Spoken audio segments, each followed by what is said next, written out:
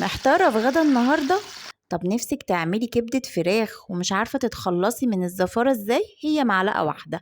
جربتي ترميها في الزيت؟ هاتي بقى كبدة الفراخ وتعالي ورايا نعمل أحلى غدا بطريقة سهلة وبسيطة. هنشيل أي تجمعات دموية في الكبدة، هنحط معلقة من الدقيق وعصرة من الليمون.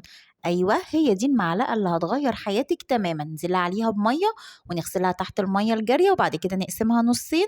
تعالي بقى هاتي الكبة بتاعتك، فلفل رومي، فلفل أحمر، عندنا توم، كزبرة، ملح، كمون، فلفل أسمر. نضربهم كويس جدا في الكبة. الخلطة دي رهيبة، تقدري تستخدميها في حاجات كتير. شوية زيت ومعلقة زبدة وابدأي انزلي بالكبدة بتاعتك بعد ما صفيناها كويس في الزيت. أيوة، هنحمرها. الطريقة دي هتخليكي تتخلصي تماما من زفارة الكبدة. انقليها بقى في طاسة تانية وبعد كده انزلي عليها بالطشة بتاعت التوم، وعندنا قالب ماجي وملح وفلفل. واقلي بقى جنبها شوية بطاطس وخيار وكابوتشي بقى ودلعي المسائل. عايزة اقولك غدا سهل وبسيط. وعملت بقى البتنجان قليته، والخلطة بتاعت التوم الخطيرة نزلت عليها بمعلقة من الخل، وحطيت كده على البتنجان بتاعي اللي احنا قليناه. مش عايزة اقولك بقى خطير وسهل وبسيط، وبجد هتعمليها وهتدعيلي عليها. لو عجبك الفيديو لايك وشير. اشوفكم في وصفات جاية كتير مع هبة ابراهيم. باي باي.